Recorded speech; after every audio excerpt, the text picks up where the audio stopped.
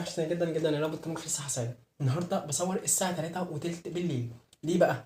عشان انا كان عندي مشاوير النهارده جامده ويوم طحن وكده وبعمل اكل وكان يوم ليله. النهارده بقى معانا طبق فول طماطم بالبصل. الصراحه ما حطيتش فلفل بس حطيت شويه توابل تستاهل بقكم. ومعانا طبق بطاطس محمره ومعانا طبق بتنجان بالخل والثوم والطماطم والحاجات دي وطبق كابوتشي. تمام، تعالوا ندوق ونقول بسم الله الرحمن الرحيم. بسم الله. ها، بصوا الجمال ده. يا سلام كده، تاخد كده قطمه كده من نص الطبق ومعاها ايه؟ حبه بطاطس. بسم الله. امم